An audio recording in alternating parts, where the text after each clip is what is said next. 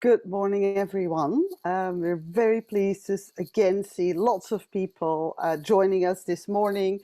And I'm mostly coming on screen to thank all of you for being here with us, and also very much to thank our team and all the keynotes and all the participants who've come and showed up. And I will then, hand over to Ashley very quickly, who's been the, together with Tandiwe Wilson, has been the sort of face of the conference, but also the person who behind the scenes has been working for a really long time and has done a huge amount of work to make the conference as successful as it has been.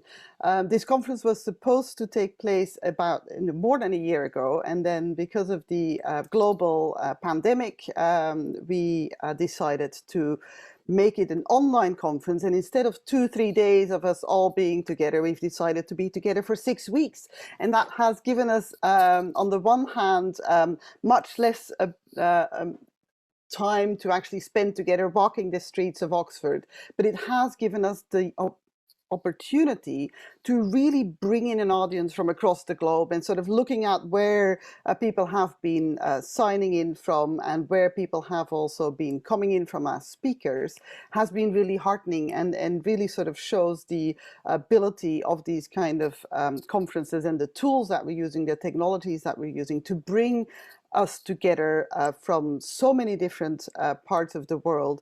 And luckily there's also an afterlife to this conference where the recordings of the conference actually live on YouTube and are already being looked at probably by 2 times, sometimes even 5 times the audiences that they have been bringing in live, because we know that people, it's 9 o'clock in the morning. My husband was saying, "What? You're going to a conference at 9 o'clock in the morning?" And it's been going on for 6 weeks. I think it's been really wonderful to bring all of us together. But I want to sort of mostly thank, on the one hand, the wonderful program, the fact that the program has been able to touch on so many different aspects that are important to museum futures within sort of a time of this planetary precarity, and touched on so many different aspects that are of relevance to our museums today. And I think keynotes such as Wayne Modest, Sisi Serrao, Naman Ahuja, and Subhadra Das have been able to touch on many different aspects, and also have really given us these new key concepts and ways of working and ways of thinking to work with, and that is going to guide us in the Taking Care project more broadly overall.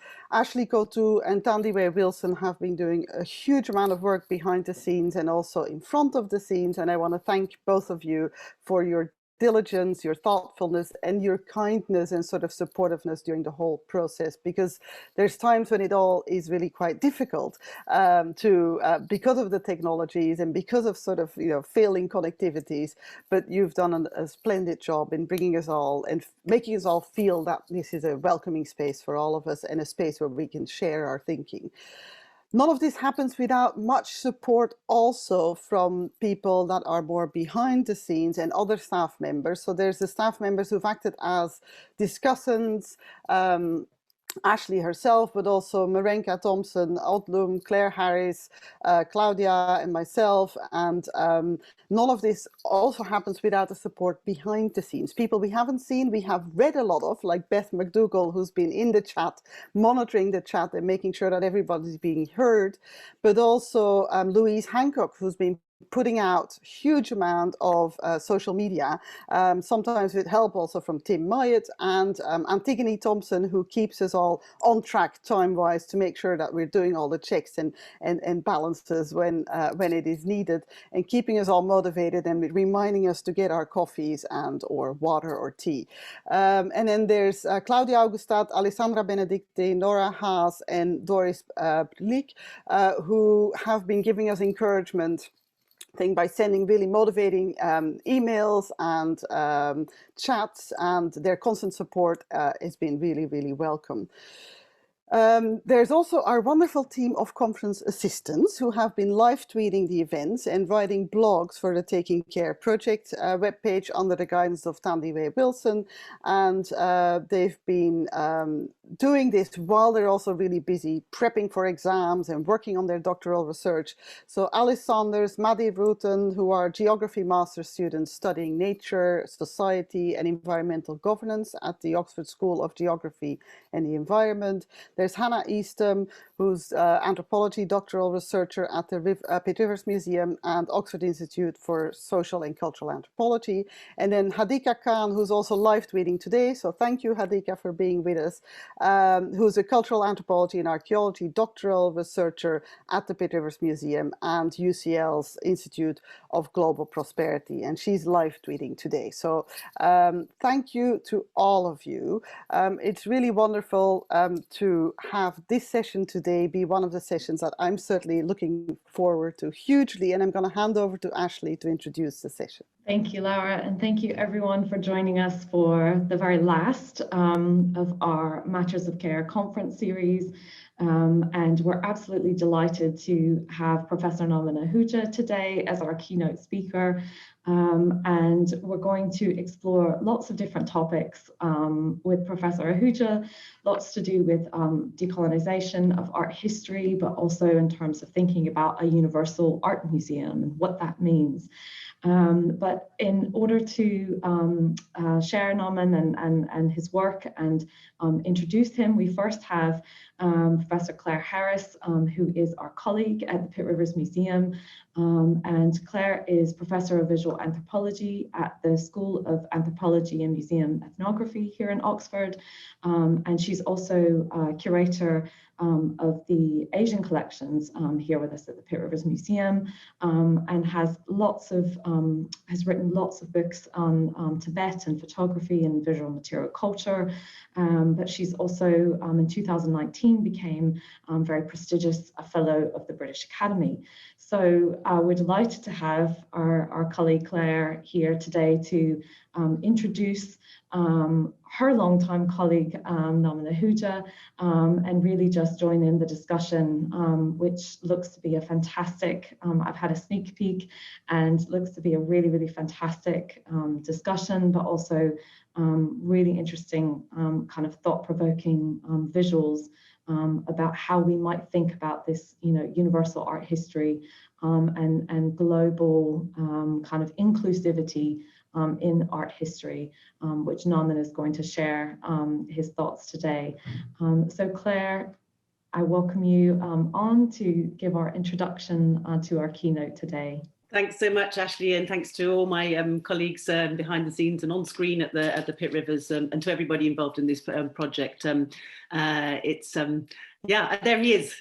There's the man himself, Naman Ahuja, who I'm delighted to be introducing. I just wanted to say right from the beginning that when we first were coming up with the ideas for this conference and people who we would like to invite, Naman was very definitely top of my list. But it's extraordinary to think that when we were preparing for this, what was going to be a physical conference in Oxford, as Laura said, the topic of matters of care at times of global precarity in museums and everything else seemed extremely prescient, but my goodness, could it not have been more prescient? And I'm very conscious, and I want to begin by saying that at this moment precisely, precarity is being experienced differentially, as Judith Butler tells us, and very precisely in India. So I'm really particularly grateful to Naman for speaking to us today, when I know, and we all know, that the situation in India in relation to COVID in particular, but in a number of other major social, political and economic and environmental reasons is at a very serious state. Having said that, of course, what we do have is the opportunity and the point of this conference and this project, I think, which is to to speak to the connectedness of the world and to consider the fact that our museums, of course, are global phenomena, despite the fact that colonialism is part of that, the rise of that global phenomenon. One of the concepts, I think, behind this project and this workshop and this conference is the idea of the interconnectedness of all those who have a passion for an intimate connection to and are deeply engaged with the politics of museums in particular and the futures that there may be for them. So we're all thinking about those matters, and we're really delighted that Naman Ahuja is going to give one of the keynotes, in fact, the final keynote for this conference.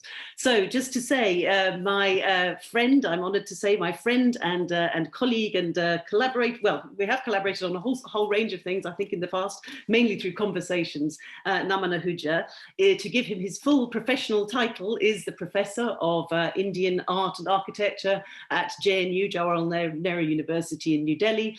He is a prolific and distinguished writer and researcher on the history of Indian art and material culture from all time periods. And so his range is phenomenal temporally, from the very earliest times, from Gandhara and onwards, but even beyond before that, right the way through to work on contemporary art or recent art and modernism in India since from the 20th century onwards.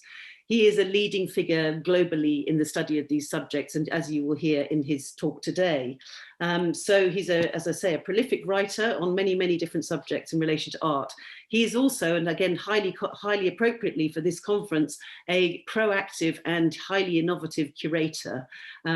He has two major exhibitions to his name, The Body in Indian Art from 2013 to 2014, which was exhibited in Brussels and as well as in Delhi, and India and the World 2017 to 2018, which was exhibited in Mumbai and in Delhi.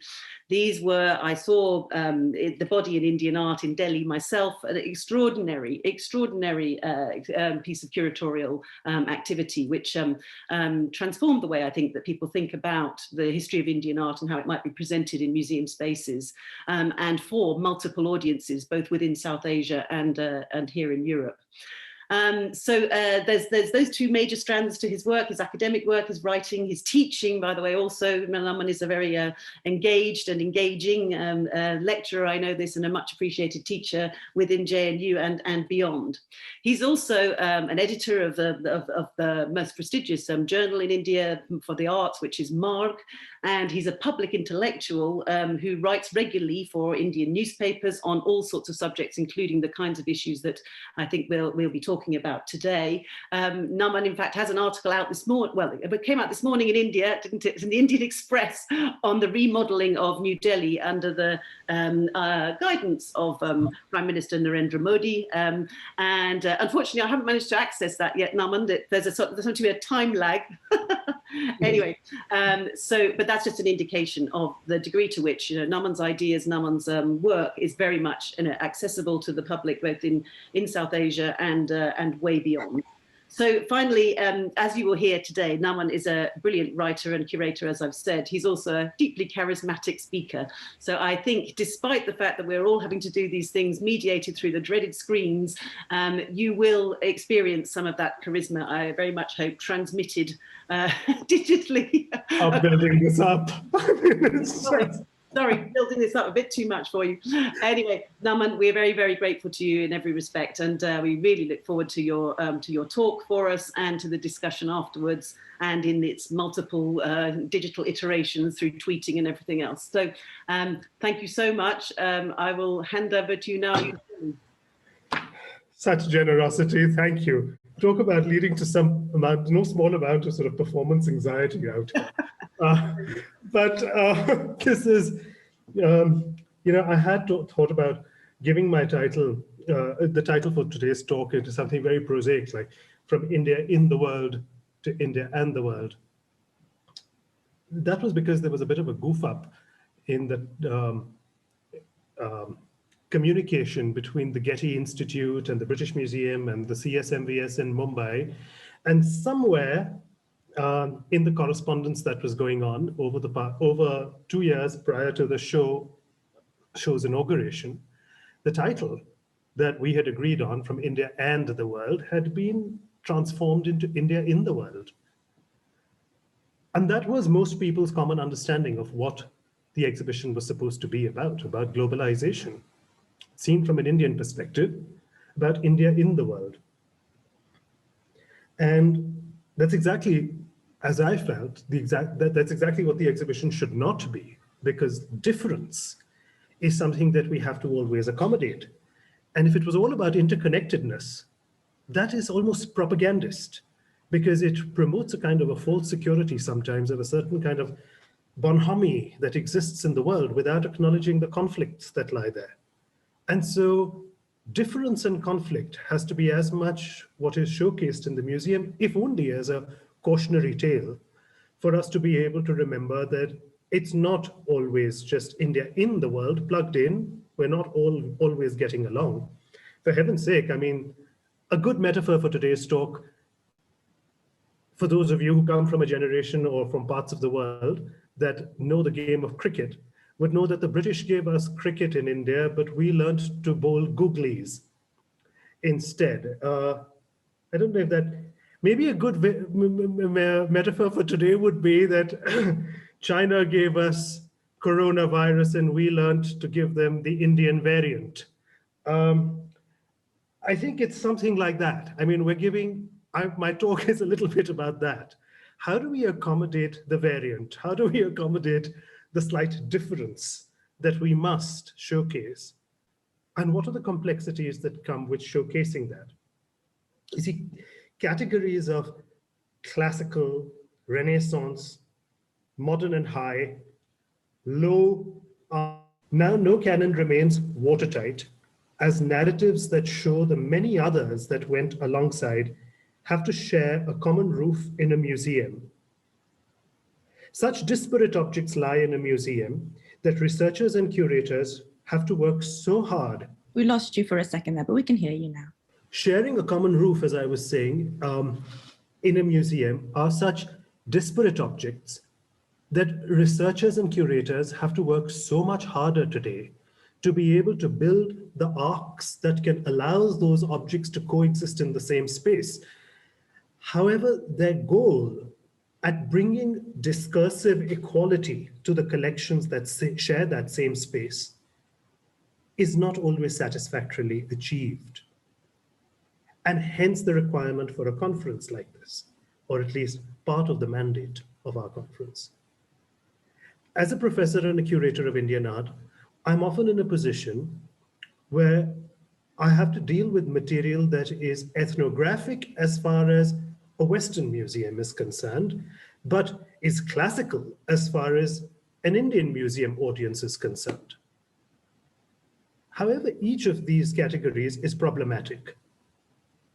Indians who see some material as being classical also have their own categories of what they see as being ethnographic.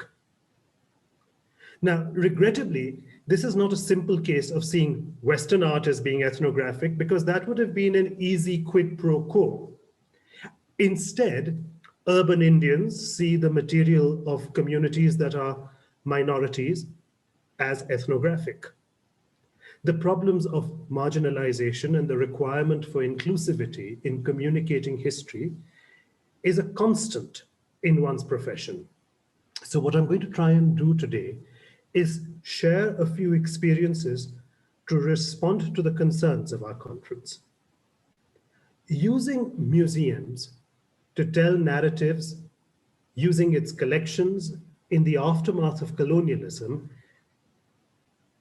in an age of climate change, in a world of majoritarianism, in a world where there is the closing of national borders on the one hand and the resurgence of national borders on the other, in a world where there continue to remain serious inequities of caste and gender, in times of extreme political conflict that has become all the more pressing nowadays, how is a museum to respond?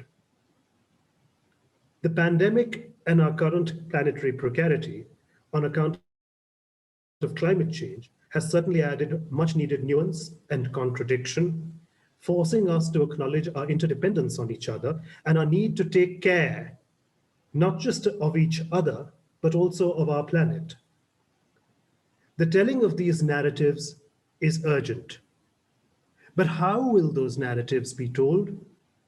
And how will those narratives be protected in our digital age?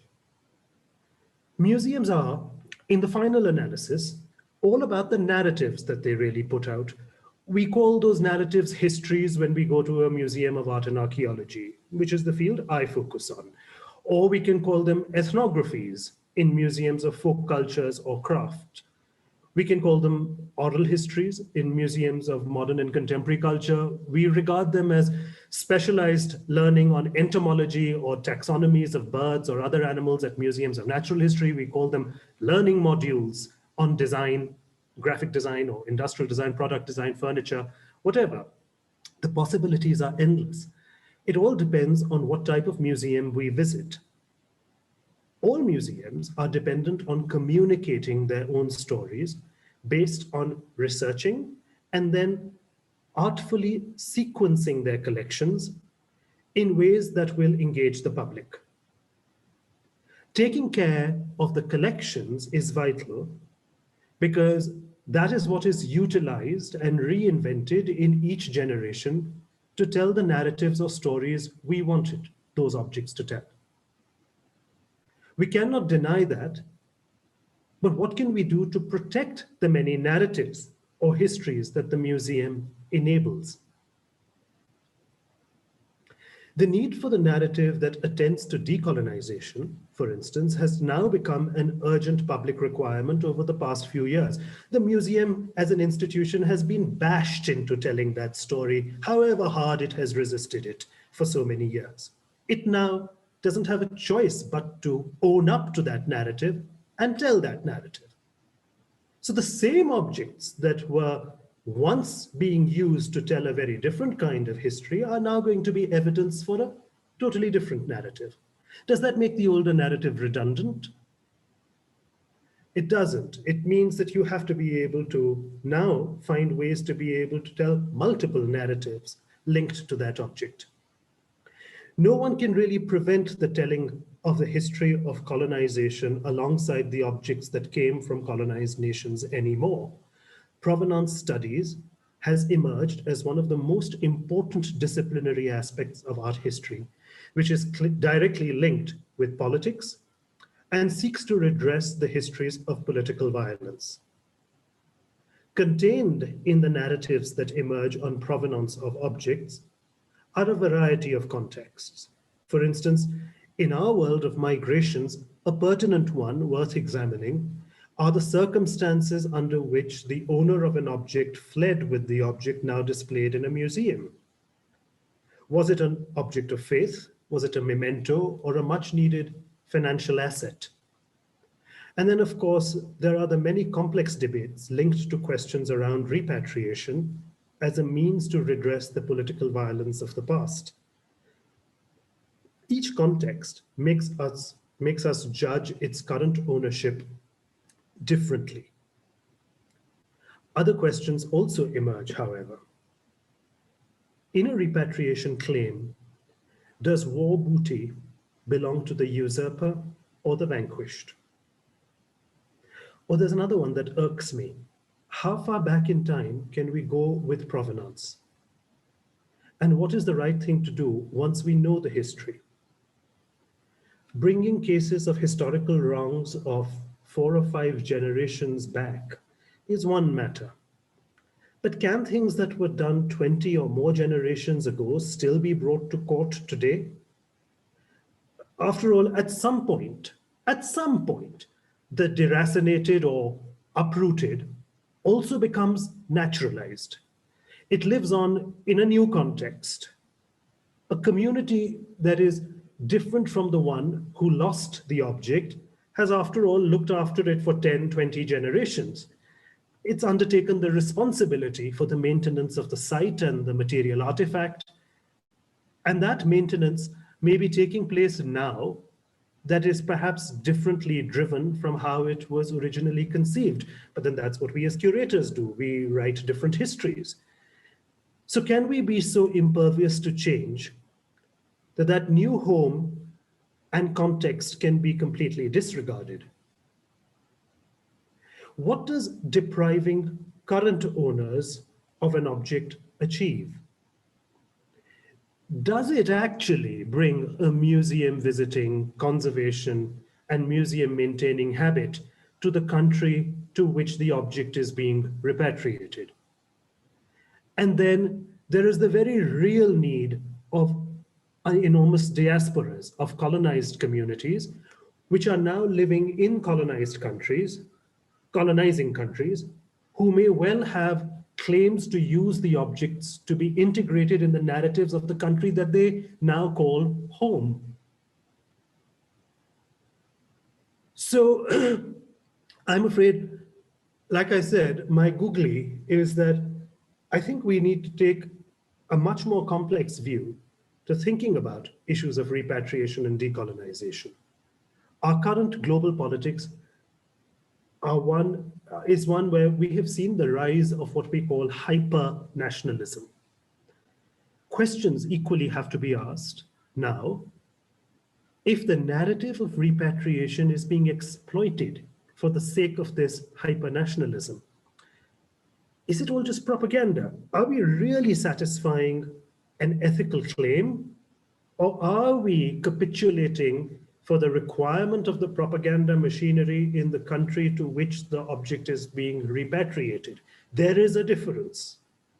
And that difference has to be registered. Is it optics for the sake of propaganda? Or is it really, is the object actually going back to the temple from which it was removed? Is the object only being used for a photo op? There's a big difference. For instance, do we know of any examples in the past 10 years in the case of Indian art where the repatriation of Indo-Islamic artworks are also being fought for? Or is the restoration of India's national glory pegged largely to the restitution of Hindu culture? And does the Western Museum then take responsibility for fostering Hindu nationalism? This is an extremely important point to think about, lest all the virtue of the Black Lives Matter and decolonization narrative is just instrumentalized in service of agendas that they hadn't yet envisaged. So I'm not denying the importance of decolonization and the Black Lives Matter movement, but I do think that we can't absolve ourselves of the requirement for the necessary nuance. Equally, on the other, that is European side, which others have also noted, is the very unfortunate delay in mobilizing this decolonization narrative in an age of Brexit.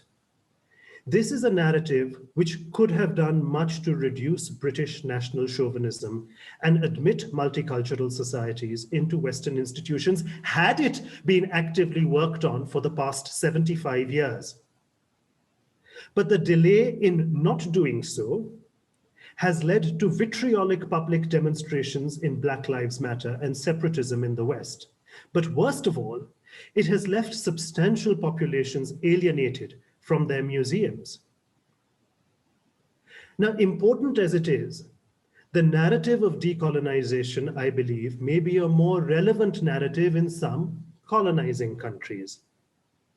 But other issues are now more important in formerly colonized states. Post-colonial Indian concerns, such as the erosion of vast habitats of forests, animals, and people, atrocities of gender, communalism, casteism, the disregard for labor and marginalization of various kinds are perhaps much more pressing than can be addressed by the decolonization narrative. Great, you have decolonization, you need it in British museums. But must we be telling a decolonization narrative in India? From an Indian perspective, these wrongs cannot be addressed by Britain addressing its requirement of having a decolonization narrative.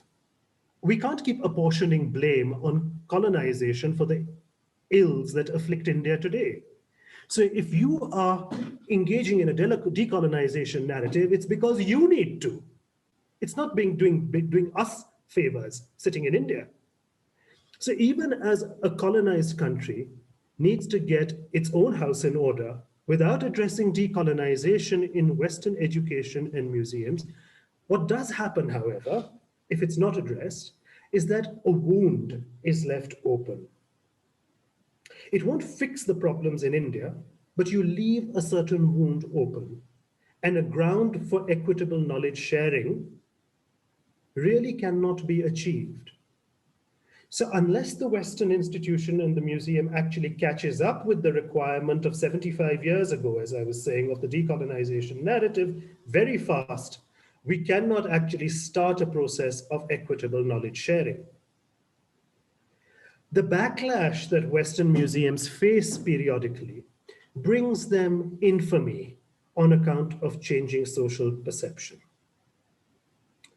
But the courage to bring such a narrative forward will keep the museum at the vanguard of knowledge. The starting point for me as a curator then has been an acknowledgement that museums find themselves in a double bind. How will they protect the voices that bring them infamy? Because infamy, even infamy, is more acceptable than irrelevance. Similarly, decolonization and repatriation, I have argued in some of my papers, was absolutely necessary for Indians from the 1930s to the 1970s. But today, not only must it be admitted with some caution, there are now other more pressing concerns for India that need addressing. Could I ask you to put on the first slide, please? Most people who know me as a curator, as Claire was saying, associate me with two major exhibitions.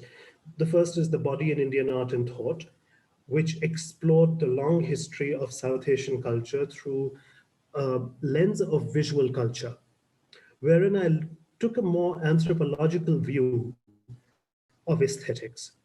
It presented Indian art to the West without taking recourse to dividing it up in categories of Hindu art, Buddhist art, Islamic art, and so on. Instead, I looked at how religion was only one of the variables that guides a society's celebration of its heroes, what qualities it values in its teachers and ascetics, how it elicits rapture, what it regards as the afterlife and how it looks upon death and the spirit. How does it contend with birth and destiny? And finally, what does it regard as a spiritual and ideal or a god? And what instruments does it use to promote its idea of God? What are its instruments by which it has promoted that rather than the idea of it itself? So it was not about the spirituality, but it was about the propaganda and the machinery of the religious that actually the artworks demonstrate. The exhibition was shown in precisely the same way without altering any of its labels and its many texts for the Indian audience at the National Museum in Delhi, as it had been for the Palais des Beaux-Arts in Brussels. Now, this was important to me as a curator because otherwise I would have been a victim of self-ethnologizing or playing to an Orientalist bias. The exhibition was equally successful in both countries. The only major difference in both iterations was that I insisted that the exhibition's narrative be translated into local languages from English to French and Dutch at Brussels and from English to Common Hindustani in India. And I learned a major lesson in that endeavor as a curator. It was not the translation from English into European languages that was the hard one. It was to find a way to be able to communicate the depth of available research on what we call ethnological or historical into Indian languages. That was surprisingly difficult. It was difficult because of the remove that translators have in a post-colonial world from the the histories of their mother tongues in India. And that was a veritable research enterprise in itself as to what was going on with each translation. But I'll come back to this point towards the end of my talk today. So as I was saying, I tried to maintain parity in the exhibition, in how it was shown and what it was saying in very much the same language in both venues.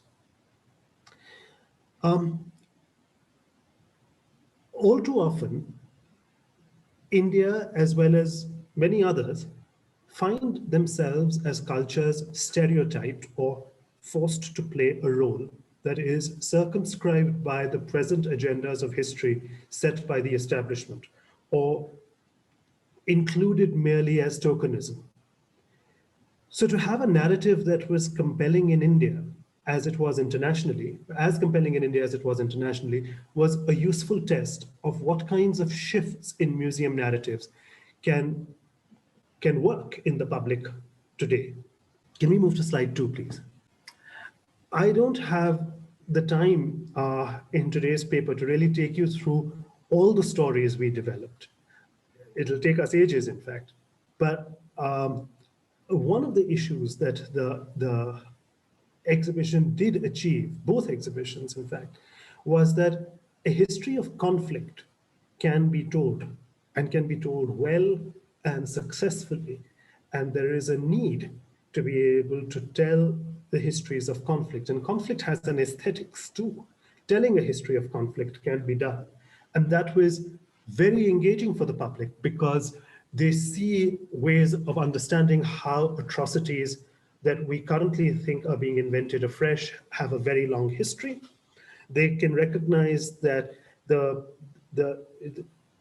there is a very long history of iconoclasm. There is a long history of gendered violence, and how it has been, how these artworks have information that they are communicating that can be drawn out to use them in a way to be able to tell such a history of conflict. And I argue that telling a history of conflict is also a part of the history of aesthetics. And the museum has an important role to play to all aesthetic, to all the rasas, as we say in Indian art. And conflict certainly fits into one of them. Can we have the next slide? The second exhibition was a co-curated venture called India and the World. The British Museum loaned over 100 objects from across the world to be staged in strategic conversations with an equal number that had been sourced from 25 Indian museums. It was a way for the Universal British Museum to share its collections with a colonized country. It did this by lending to India the types of objects that Indians would never get to see unless they visited many different countries of the world, or unless, of course, they could travel to London. Next slide, please. Neil Mcgregor's triumphant radio program, The History of the World in 100 Objects, was the model for this exhibition. However, it was seen that the objects would need to be contextualized very differently in India. It was initially proposed that objects from the rest of the world should be compared with what was being made in India at the same time. This, however, often proved to be a case of comparing apples and oranges, as the same thing that were a priority in one part of the world were not given priority in India at the same time. The dialogues could be created, of course, but the strategic confinement of the idea of chronology, pegged as that is to the Enlightenment idea of progress of civilization through history, would have to be sacrificed. India and the World's collaboration drove home the point that creating curatorial dialogues between the world and India through a fascinating array of objects requires a much more elastic approach. On the one hand, we revealed, and our experiment showed, how different people have responded to similar situations in their own way. And on the other side, it provided an understanding of the complex panorama of a deeply interconnected global history where you could actually see similarities visually, rather than see differences. So both had to be accommodated, both similarity as well as difference. As I was saying, that objects valued by one community do not have the same significance always in another. So the curatorial endeavor of displaying similar or like-for-like objects ran that risk of, as I was saying, comparing apples and oranges. Yet the parallel requirement was to promote harmony in a globalized world. That's what the funders and the trustees always wanted. To be able to see that we are all the same humans and all have similar concerns and expressions. We must see our commonalities. I mean, this is what we require in taking care, isn't it? This enforcement of a narrative or building those arcs could not be borne out very easily. There were no objects of the same theme from all parts of the world that were made at precisely the same time to be able to enable such a teleology. Audiences thus had to be presented with a demanding or at least a disturbing display instead of counterpoints to the narrative of every gallery within each gallery. And we went as far as even having a gallery to an exhibition that questioned the premise of the whole exhibition. That was the final gallery. Showcasing how we are different and how that difference should be respected and thus lived with became a more real way for the future when multiple perspectives will each demand space in our institutions. When asked to draft my concept note for an exhibition of world history that for this exhibition of world history, I tried to alert my collaborators at the British Museum as well as in Indian museums that what history means or what traces epitomize a civilization can be very different in nature and can reveal very different priorities. Can I have the next slide, please? In fact, my opening note for the concept of the exhibition said that at the very outset, it must be understood that the intellectual basis for exhibitions on globalization or world art, or thinking about art from the perspective of a universal museum, and indeed, even the larger enterprise of thinking about the discipline of history from a post-Enlightenment and post-Hegelian perspective, does not find easy acceptance or application in non-Western cultures. So the exhibition needs to state in simple terms how it is choosing to define the term history and the term world art. We must recall that the mere act of historical or chronological comparison may itself be perceived as a very Western Hegelian way of approaching a subject. This approach is one that must be adopted with caveats. Different parts of the world view the very concept and idea of history and historical time differently. India has famously used ways to bring back memory and cyclical time in innovative ways, even as it has progressed through linear time. Now, such an appreciation would have to undergird any exhibition that seeks to examine India and the world through history, right? Now, it initially seemed like just very theoretical words that were being thrown at the exhibition sponsors. But gradually, as the problems of creating this exhibition and the dialogues that they wanted to stage began to fall apart, we realized that this is what I was trying to refer to, that we would have to either sacrifice the chronology angle or sacrifice the history telling and thematic angle. Couldn't achieve both simultaneously all through the exhibition satisfactorily. There were times when we were able to, and it was fantastic. The synchronicity was astonishing, but it wasn't always so neatly packaged. Perhaps some tangible examples might try and sort of demonstrate this. It might also allow you to see some slides rather than me going on about these things. Could we see the next slide, please? Right. Now, here you can read the titles of the galleries, the 9 galleries. And alongside them, you will see the time span they began to cover. So the first gallery may cover the entire Bronze Age. And the second gallery, no, the first gallery was the entire Stone to Bronze Age. Then comes, the Stone to Neolithic, the late Neolithic. And then the problem was that there were Neolithic style material that were being found in the Bronze Ages, or what we used to call the Bronze Ages. And they wanted to use a more politically correct term and call them first cities. And that led to a very peculiar thing. And I said, well, what's so great about cities? We live in a world of climate change, and we want to celebrate homesteads, making do with less.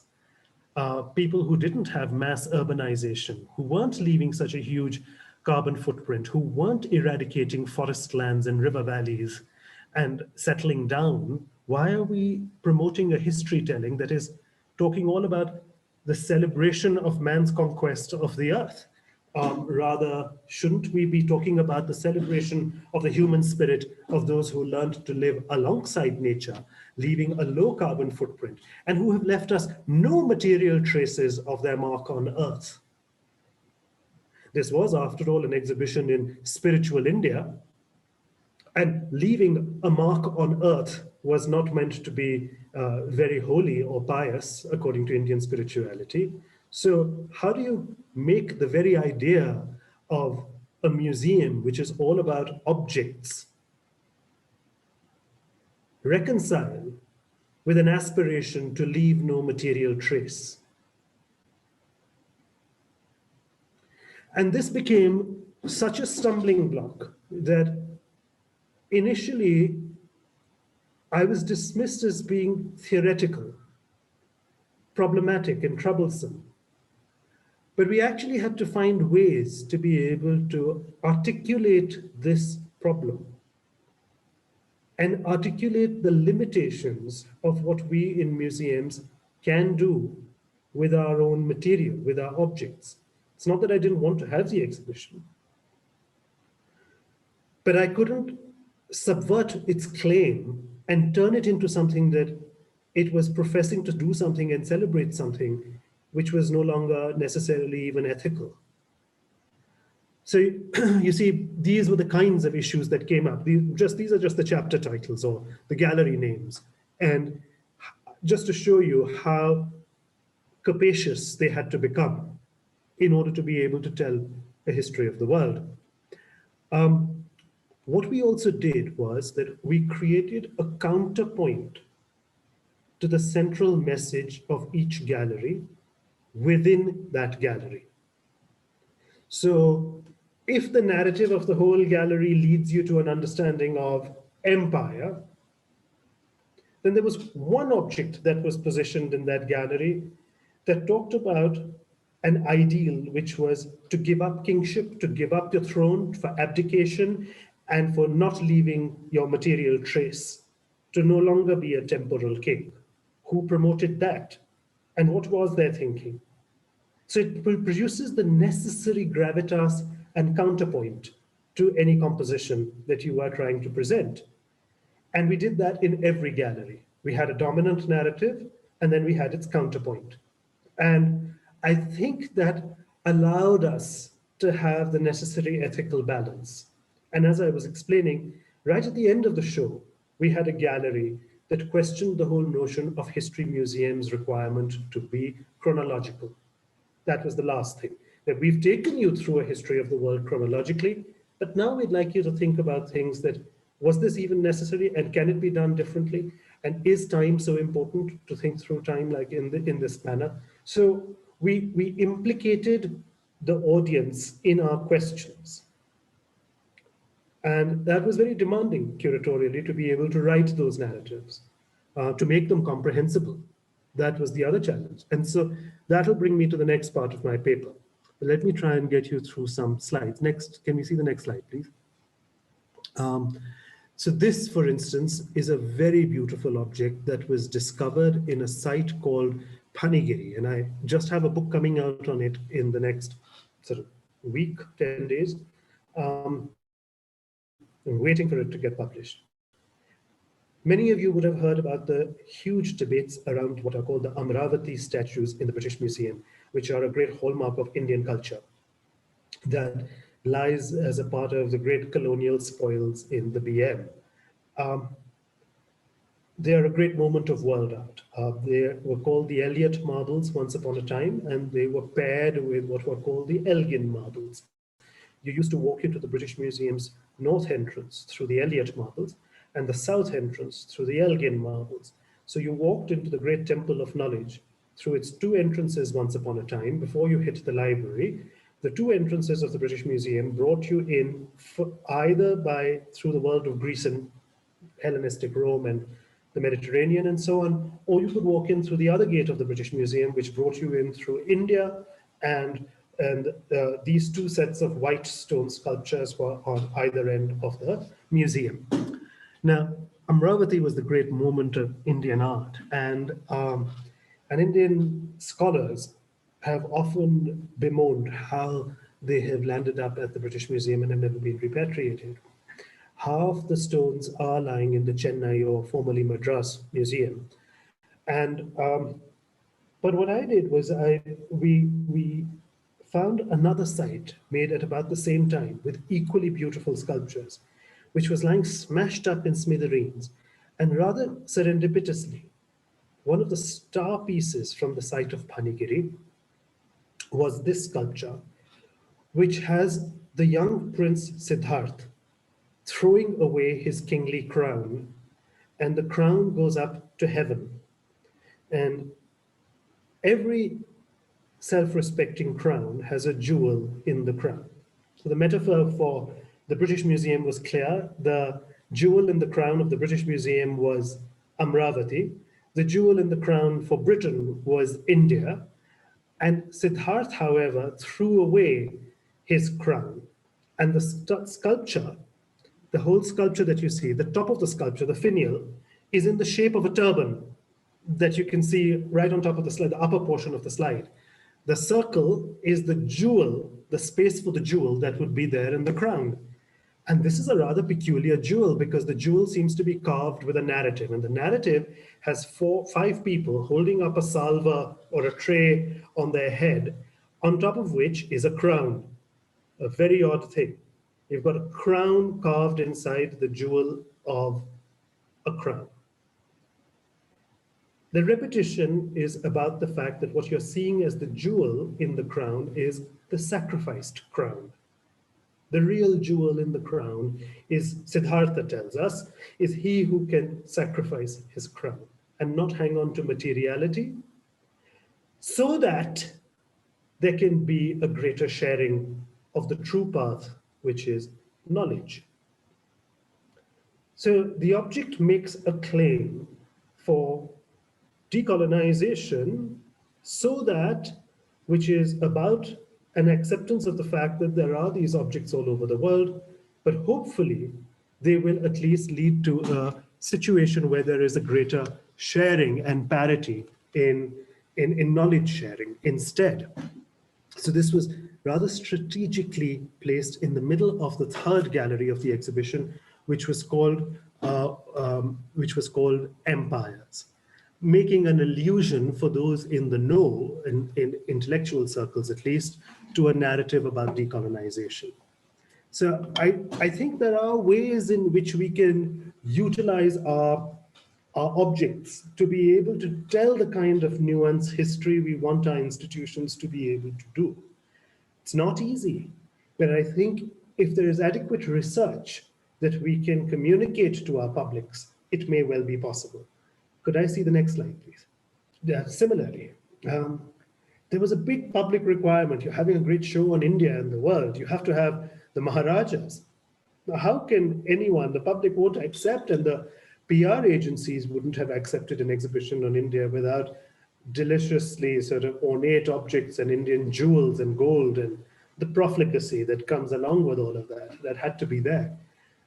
So what we decided to do was that we managed to use courtly culture as the broad theme, but also to use the court as an instrument that promotes a certain behavior, a custom, a manner, or societal manners, and those can be quite extraordinary. They can be politically incorrect. They can be things which we today find questionable. So for all the beauty, we had a choice. We could use courtly culture to have the subtext of conflict, but we chose to use it more to be able to tell a history of gender instead. And we used, for instance, this beautiful object, which is made out of rhinoceros hide. It comes from Rajasthan. It's painted in gold and in just shades of gold. And the object is quite poignant because rhinos are now exterminated from most of South Asia and only live in Assam and Nepal. All the other Indian rhinos are gone. This object there used to be rhinos in Rajasthan and Punjab and so on, well into the 17th and 18th century even, but not anymore. The other thing is that the scenes that it is painted with show, it's all about machismo. It shows a king dividing his time into the 8 quadrants of a day, which are represented in the shield, on the shield. And he leaves his palace, practices some archery, prays on the way at a temple, sees a bathing beauty in a pool, has his way with her, carries on, shoots a few animals, hunts a few deer, a tiger even, entraps some birds and animals, carries on, has his way with another woman along the way, and then by the evening comes back home to his palace, and all his wives and the women of the palace are standing there on the forts, ramparts, waiting for their master to come back home and receive him with trays with lit lamps to welcome him back in the evening. Now, the weird thing about this object is that it wasn't actually used in war. This was a shield, in all likelihood, which would have been used to send a marriage proposal or a gift from a prince to his proposed consort or wife. So you're expecting her to enter your family while telling her this is what you are all about. This is normative masculinity at the time when this object was made. Next slide. And similarly, this Ming scroll, which was all about courtly etiquette, courtly manners, dexterous painting, beautiful object, but then you look at it carefully and the stories are all about what is appropriate behavior for women in the court. And so they can tend their little bonsai and they can do their little stitching and they can play music and then play with the children, and it's in a confined space and they never go out into the outside world. And this was all about the charming activities of women. So we had the general public went through the exhibition the first time round seeing sumptuous courtly objects. But the more astute visitor picked up on these smaller subtexts if they cared to read the labels carefully enough. And this was in the final gallery about Time Unbound. We had a tarot card, an ancient, a medieval Indian tarot card, which was painted in the Pahari area, which is the monster called Rahu in Indian iconography, who periodically causes eclipses. He swallows up either the sun or the moon, sometimes both. And if he swallows up the instruments by which we measure time, i.e. the sun or the moon, then we have a situation when we can't tell the time. We can't measure time anymore. If you can't measure time, you end up in a non-chronological space, a space of chaos. And that's what we sort of ended our show with on really what is the future of our museums. Little did one know that we were entering an age of such planetary precarity when this show ended. Next slide, please. Now, this object was shown near this one. The cliche with which Indian galleries are normally associated, or any museum of Indian art would be, you would walk in to see the dancing Shiva Nataraj. That would be the standard image that epitomizes any gallery, Western gallery of Indian art. You walk in to see the dancing Shiva, usually of a Chola period, if you can manage to buy one for your museum. There's great pressure on curators to celebrate that. It's kind of become normative, cliched, and iconic to have that. The contemporary artist L.M. Tallur did a wonderful take on this, where the dancing Shiva is all about the story of the dance of the world from creation to destruction. It is about cyclical time. But what he did was that he creates the halo. We see a foot. He's suppressing the demon of ignorance with it. But where's the God in the center? The God in the center has been covered up into a ball of money and concrete, coins embedded in concrete. And is that the new God of our times? Man's sort of desire for money and concrete and building. And we used it very appropriately, therefore, as a contemporary take in that last gallery on Time Unbound, and how there is a sort of a globalization. Interestingly, he called the work Unicode. And the title is very telling, isn't it? Because Unicode is that language that works across operating systems, that doesn't get distorted, that still ends up looking the way you want it to look, no matter what operating system you use. And if the operating system that you're using happens to be in the contemporary, where the new God of our time seems to be concrete and money, that doesn't seem to lie or change its language in any part of the world. So Time Unbound sort of worked with some of these ideas in the last part of the gallery as a kind of a more sardonic comment on our times, in a time of planetary precarity. Testimonies, therefore, this was the entrance on the left, by the way, to the exhibition India and the World, where we compared a so-called Indian folk bronze with the Townley Discopulus, the great canonized moment of Roman art.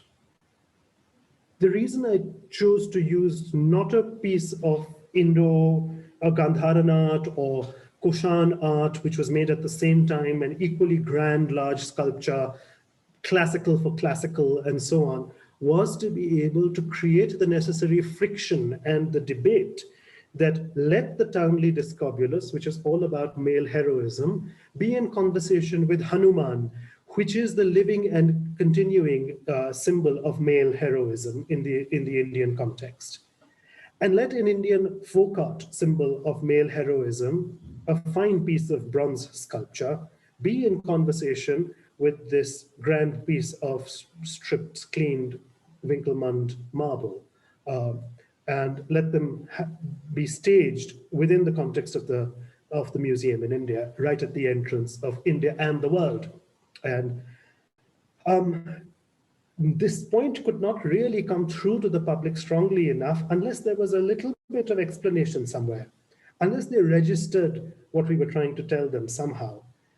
Testimonies challenge the narratives of history, and what happens as a result is that with that, the museum has to alter the ways in which history is learned. So as I've just shown you, chronology, for instance, which is the spine of the History Museum, has tended to present its narratives with an idea of progress that could be shown through material artifacts that have been coupled with the growth of logic and reason. These narratives prioritized organized religion, industrialization, urbanization over pastoralism, homesteads, nomadism. These latter forms are inconvenient for a progressive West, of course, but also for Indians, where the exclusion and invisibilization of vast populations has been done by establishments in the past as it is even now. Indian history is replete with stories of the extermination of those wandering monks who questioned or even forsook society, called Shramanas, as well as the habitats of the Artavikas, or the dwellers of the forests, and historical texts are filled with such incidents.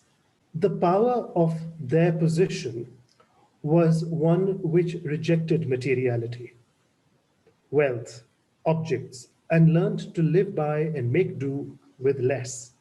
Not only do their histories go against the grain of enlightenment and its great gift to us, which is the museum, it also leads to a more fundamental problem of how possibly can a museum showcase those civilizations that don't leave material traces. Museums, after all, house things that have withstood the natural course of the depredations of time, things that mark man's conquest of nature, our mass burials, our garbage, our profligacy, which are markers also of our achievements. Except now, it's easier and even necessary to allow objects to be categorized differently. And museums, as we all know, thrive on categorization, taxonomies, symptomatic of a culture, defining paradigms is what we do. While walking through a museum, we walk through a past that surrounds us with its testimonies, as much of humankind's extraordinary progress as they are testimonies to our most depraved and sorrowful histories. Colonialism and subsequent globalization have ensured objects with different origins and time and space end up in the museum and share that same temporal mode of a kind of accidental synchronicity. The present, then, for us, is disguised as a form of immortality that we bestow through the museum. Everything becomes alive simultaneously. The trophies, the colonized, the marginalized, the martyrs, the prisoners, all speaking in what is often the house of the victor. Dead things that once had a life find articulation again. What was supposed to vanish is now forever present in a mode of in-between, neither dead nor alive, thanks to a narrative provided to it with the distance of history. That's my job. Eternity can then be achieved at the cost of being dead forever. Narratives that we tell have to be done in a comprehensible manner, in a language that co-curation is supposed to produce. Our co-production of knowledge will have to be then translated, won't it, to be able to be communicated. So you have an Indian curator and a British one, a Mexican one working alongside a Portuguese one, and they need to be able to translate what they have done for a third audience somewhere. Next slide, please. The translation of an exhibition to be presented from the social, economic, and cultural standpoint of where it is being staged can therefore be far more demanding than we account for. And we can't talk about decolonization and globalization if we don't attend to the very obvious subject that has defined these terms for us, which is language. So how are we going to do this? The translation of an exhibition, of the title even of the show, presented very serious challenges. It became critical. India captures more than the name of the modern nation. The state of India, or Bharat, was one way of thinking about it. But the exhibition was not about the art of Bharat. It was the art of the whole of South Asia. So how do you translate the whole of South Asia into an easy word in Hindustani? I mean, even South Asia is a really cumbersome word for most gallerists to adopt. So what do we do? You want to say India, but you can't. And so you can translate it, you can say Dakshin Asia in Hindi, but that doesn't make for a catchy title. Authorities were not comfortable using the word Hindustan to refer to India because of the colonial connotations with the word Hindustan. And then there were problems when it came to using the word world. What would be the translation for world? The words dunya or jahan which are used colloquially are both actually Urdu Farsi words. Whereas, so a title like Hindustan or Sara Jahan had a certain ring to it, but it was caught up in the politics of the use of Urdu. So of course there were Hindi words that could be used for world instead, like Vishwa or Jagat. But we lacked that, a kind of a title that sang. So I came up with Des Pardes. Now, Desh is a word we use in every part of South Asia, certainly in northern South Asia, where it means my country, my district, my locality, my region. And Pardes means, doesn't mean somebody who's a foreigner, doesn't mean somebody who's from abroad, but could also be just somebody who's from another region. Not my district, not my village, but from the next town or country, the neighboring one. Within the same nation, they can be Pardesis. It's just somebody with a different custom, a different social system, food, language.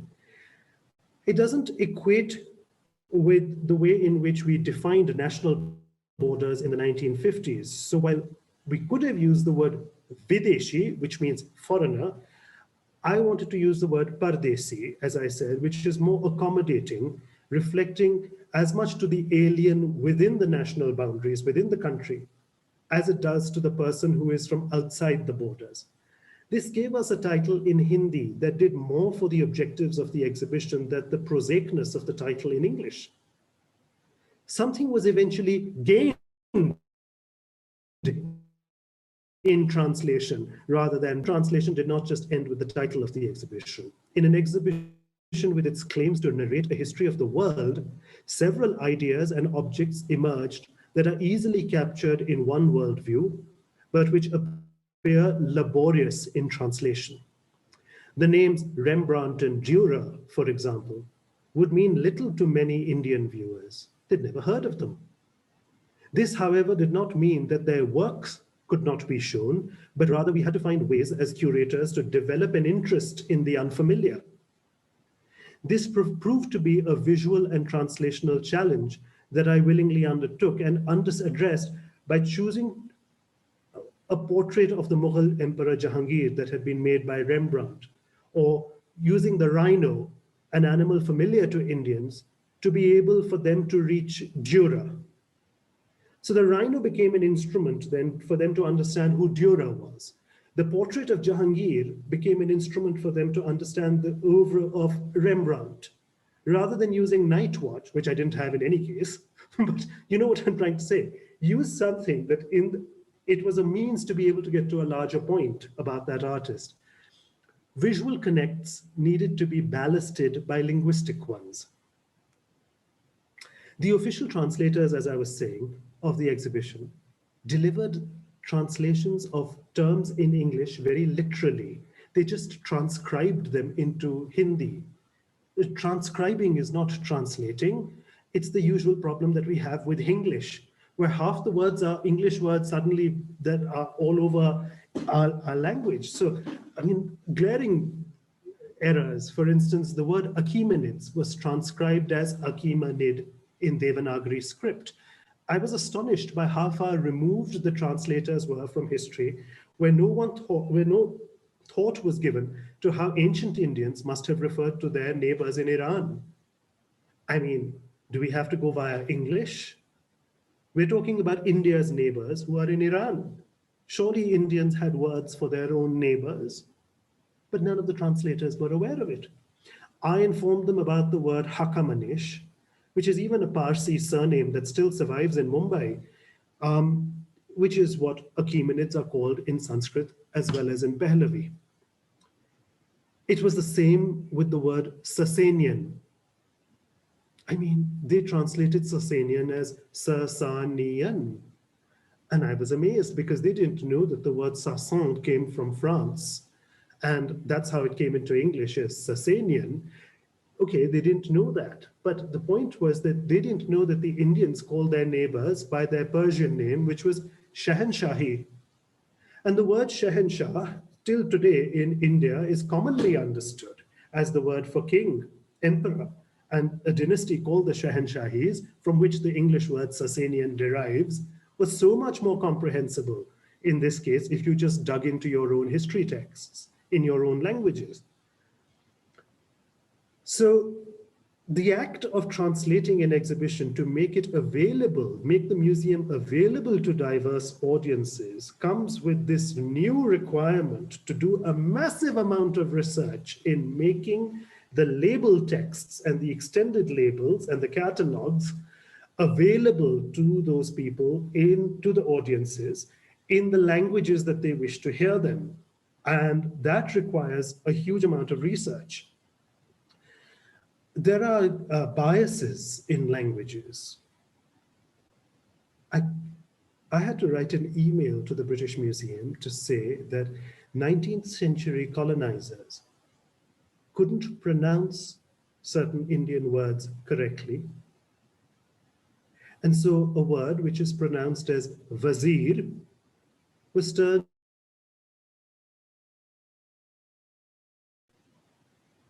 And as vizier, it lives on in the OED. But vizier, the minute I write the word vizier in English on a label in India, you have an audience that is laughing because they can't but pronounce it in an English accent. And that's exactly what you're showing them an Indian artwork, but written in a spelling that promotes a very English accent of the 18th century, a very posh English accent of the 18th, 19th century. And you're just like, that just doesn't work because the word is an Indian word and it's wazir. And the accent lies very differently. And so the awareness of these things becomes extremely tricky because I didn't want the British Museum to go away as a laughing stock. I didn't want the British Museum ridiculed in their very noble exercise of having this exchange with India. And yet they had to be able to admit that they need to write their own labels differently for an exhibition in India. I'm giving you just a few little examples. I mean, this can go on. I have many, many examples of all of these things. So what I'm trying to get at is what lives on in museums are not just objects, but the narratives that we attach to those objects.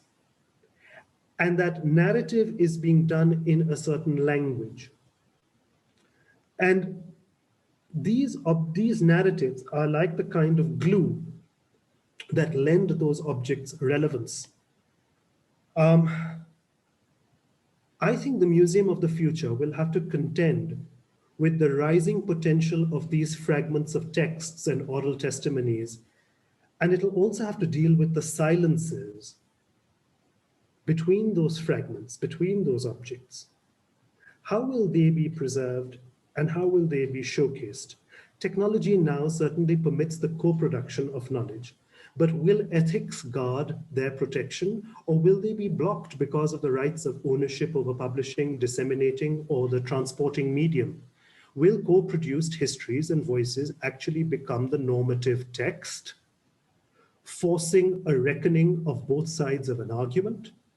Or is it just, once again, lip service that will wherein uncomfortable narratives will continue to remain suppressed?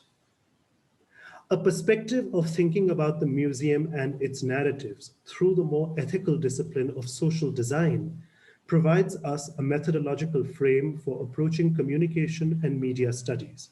It also opens up a way to think about language and images that have metaphors to transport or engage our publics. Many types of things or matter inventoried in the ethnological archive are germane to history, oral testimonies, for instance, which provide as much evidence as objects did in a history museum. The digital platform makes available vast libraries of old alongside a quantum rise in many more narratives for museums. The precarity we face now has reinforced the idea that a museum will have to grow to becoming a caretaker and a store of stories. The museum of the future will have to mine and excavate digital data to get a sense of the 20th and 21st centuries. Music, personal records, exchanges, visuals, moving images are all digital. And so much of what is digital is exceptionally fragile. Lost hard drives, forgotten passwords for data that haven't been migrated to newer platforms, unavailability of hardware to retrieve that data, all translating into a whole new definition of what we would regard as conservation, which will require mastery over computer softwares, fixing of hardware, celluloid, videotape, cassette tapes, floppy disks, chips, the optics of decades back. This curation apart, museum and library conservation are now going to open into entirely new arenas. Any one of us who has access to the technology or the medium of being able to put out a narrative can make a claim to be heard. However, as we've seen over the past decade, the trend has been to drown out the voices by those who own the technology or the medium to put out a narrative. The effect of a dominant discourse then can continue to remain hegemonic, fascist, seemingly unconvincing. And yet, with persistent regularity, there is the ever-present voice of those who dared to think of narratives that mattered to them personally, but were shared, followed, and subscribed to by a significant enough number to challenge the dominant narrative. Decolonization, for example. So to survive the demands of this requirement for staying relevant to these many demanding voices, we will have to have institutions that are willing to back the narrators they rely on, even when the narration is of a position that is contrary to the establishment, even when the establishment has to pay to have the narratives that are critical of it, as long as the basis of the narrative is based on research and serves the demands of an appreciable audience. These narratives make a case for shaping identities as much as objects do or did, and will demand their space in the museum, all right. But they also open another can of worms. Can they be owned or copyrighted? The laws on sharing uploaded data have to be thought through in a globalized world. Can the medium for the expression of a narrative, owners of the online collections database or Wikipedia or Microsoft or Google and any other such tools and repositories be made to repatriate to individual claimants? Will the usurping and ownership of knowledge present foreseeable problems for the museum? Will old battles of repatriation set the basis for the claims of the capacity to showcase more recent history as well? Who will represent these claims? A person governed by the laws implemented by their country? How sustainable are a country's claims to ownership of the narratives? The questions of how decolonization has been dealt with, therefore, cannot be dismissed as being passé in this respect.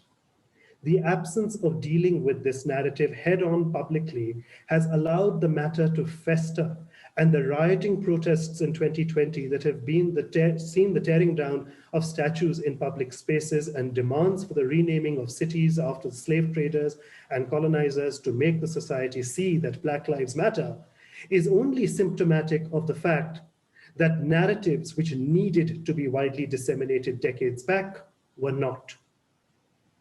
Similarly, a sensible approach to allow for the safety of objects in our collections, museums will have to do more with their narratives, by which I mean they have to start telling how they came to own them today. The museum will have to allow itself to be questioned on its rights on the object.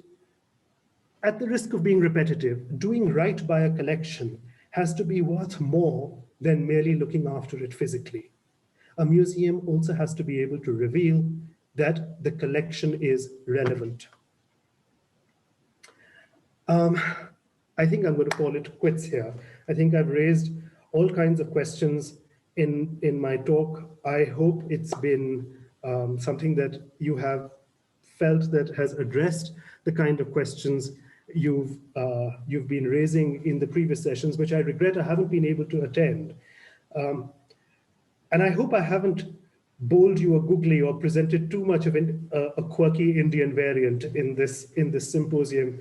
And I hope it does actually address talk to the issues that you have raised. Thank you. Wonderful. Thank you, Naman. Yes, I think we have time for one question. Okay. Claire, I'd like to invite you to come back onto it. No, it was wonderful. No. Right, so here we have one question that says, do you think that Indian museums have a similar, have copied the Western museum concept, or are they trying to find their own way? And what does this way look like? No, India has not been able to find its own way, is the simple answer. That's an easy question. I regret to say that the condition of museums in India leaves much to be desired. A shame.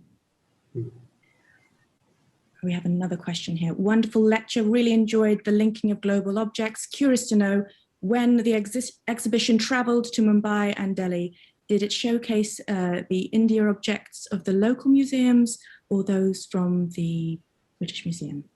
The British Museum declined to lend India any Indian objects, on the grounds that India has enough Indian art, but what it does not have are objects from the rest of the world, Egypt, Iran, Alaska, whatever, which the British Museum does have. So what we did was we sourced Indian objects from Indian collections. This could be seen as being very expedient, of course, but it was also, I think, in the long run, a better decision. All right.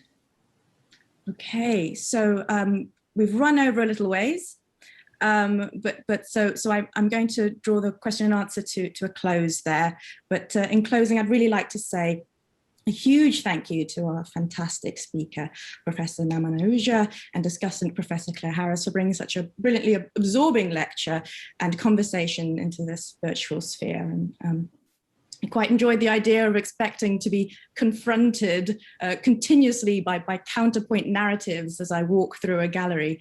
But we're really delighted that so many people have also managed to tune in today, and indeed for the whole Matters of Care series. And throughout the conference, we've been thinking about the notion of care and how to activate the potential for world museums to be more than just these spaces, repositories of heritage. And the series has certainly touched on how cultural heritage holds value, being deeply appreciated, coveted and protected on the one hand, and in that same vein, we've also acknowledged the unequal sharing of resources and precarious conditions facing some heritage and territories and people and languages. But we've been fortunate enough to hear from speakers representing an array of disciplines, reminding us that we're not directionless in our quest for care, and we have this extraordinary capacity for creativity and ingenuity. And to recap, we've really thought about planetary pasts and considered what constitutes a sustainable future, and thought about how cultural memory, about embracing ecological knowledge, and learnt a lot about art and philosophy involved in Hawaiian quilting, and we've anguished over the reverberations of colonialism, environmental and human rights injustices. And no doubt, I'm sure we'll continue to these processes of thought as we return to our families and our friends, and no doubt our respective institutions. So in the spirit of thinking about the planet and our impact on it, I'm going to call upon a rather tired but adept agricultural analogy as a gardener.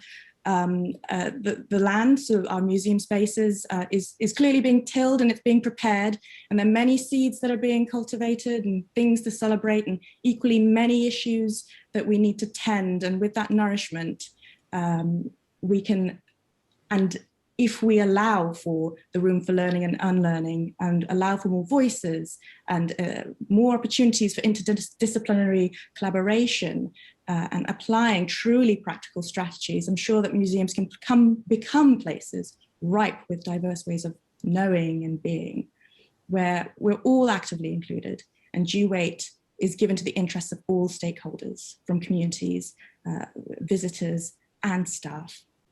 But for now, have a lovely rest of your week.